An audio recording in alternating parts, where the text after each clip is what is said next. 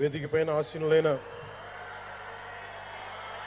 మనందరికీ స్ఫూర్తిదాయకమైన నాయకులు, మన గౌరవ ప్రియతమ భారత ప్రధాని నరేంద్ర మోదీ గారికి 5 కోట్ల ప్రజల తరపున, మనందరి తరపున వారికి మనస్ఫూర్తిగా హృదయ నమస్కారాలు తెలియజేసుకుంటూ స్వాగతం పలుకుతున్నాను.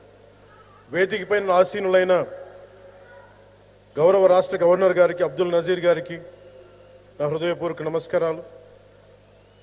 రాష్ట్రాన్ని ఒక తరం కాదు, ఒక ఎన్నికలు కాదు, 5 సంవత్సరాలు కదా, ఒక తరం కోసం ఆలోచించే నాయకులు శ్రీ నారా గౌరవ ముఖ్యమంత్రి శ్రీ నారా చంద్రబాబు నాయుడు గారికి హృదయపూర్వక నమస్కారాలు. అలాగే వారి తండ్రి అడుగుజాడల్లో సమర్థవంతంగా అన్ని శాఖల్ని, తనకిచ్చిన అన్ని శాఖల్ని సమర్థవంతంగా నిర్వహిస్తున్న యువ నాయకులు లోకేష్ గారికి నా హృదయపూర్వక నమస్కారాలు. వేదికపైన ఆసీనులైన కేంద్ర మంత్రివర్యులందరికీ, సహచర మంత్రివర్గ సభ్యులకి, ఇక్కడికి విచ్చేసిన శాసనసభ్యులందరికీ పేరు పేరు నా హృదయపూర్వక నమస్కారాలు. ఇక్కడికి విచ్చేసిన జనసేన నాయకులకి, తెలుగుదేశం నాయకులకి, భారతీయ జనతా పార్టీ నాయకులకి, ప్రతి ఒక్కరికి పేరు పేరున నా హృదయపూర్వక నమస్కారం.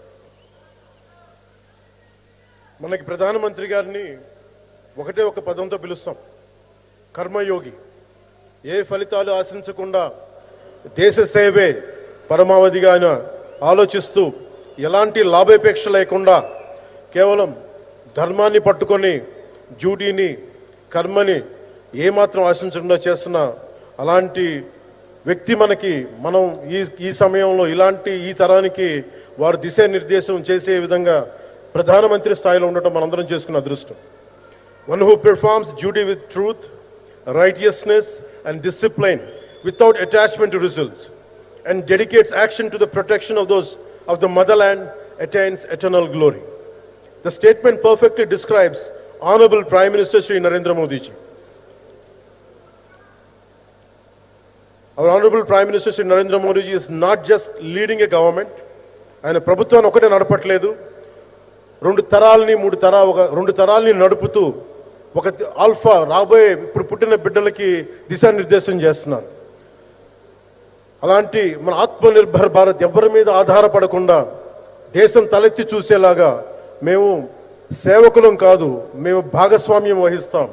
మేము దేశానికి, ప్రపంచానికి దిశానిర్దేశం చేస్తాం.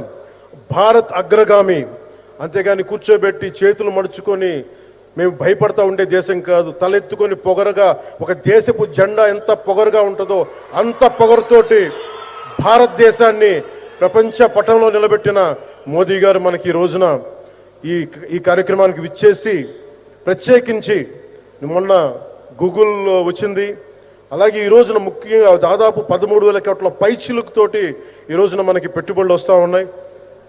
దాంట్లో ప్రత్యేకించి ఉరవకంలో 4,000 కోట్ల రూపాయలు పెట్టుబడి మనకి. ప్రత్యేకించి ఈ రోజున మనకి జిఎస్టీ పన్నులు ఎప్పుడు పెరగడమే తప్ప ఇప్పుడు తగ్గవు.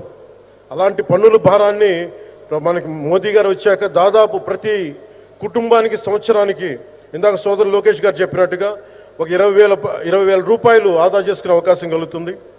ఇది జిఎస్టీలో విద్య కానీ వైద్యం ఖర్చులకు భారం నుంచి సామాన్యులకు ఉపశమనం కలిగిస్తుంది. ఆరోగ్య బీమా, జీవిత బీమాపై జిఎస్టీ పూర్తిగా తొలగించడంతో పాటు వార్షిక ప్రీమియం 3,000 నుంచి 4,000కు తగ్గి అందరికీ ఇది అందుబాటులో ఉంటుంది. అలాగే విద్యార్థులకు కావచ్చు, ఇలాంటి ప్రతి ఒక్కరికి కూడా అన్ని రంగాల వాళ్ళకి ప్రత్యేకించి మనకి జిఎస్టీ వల్ల లాభాలని అందరికి అందించేలా ముందుకు తీసుకెళ్ళి ప్రతి ఒక్కరికి, గౌరవ ప్రధానమంత్రి గారికి, దీనికి సహకరించిన గౌరవ ముఖ్యమంత్రి శ్రీ నారా చంద్రబాబు నాయుడు గారికి, ప్రతి ఒక్కరికి నా హృదయపూర్వక ధన్యవాదాలు తెలుపుకుంటూ, ప్రధానమంత్రి గారికి ఇంకొకసారి ప్రత్యేక ధన్యవాదాలు తెలుపుకుంటూ, మేమందరం ఈ కూటమి ఒక 15 ఏళ్ళకి తక్కువ కాకుండా బలంగా ఉండాలి. మనందరం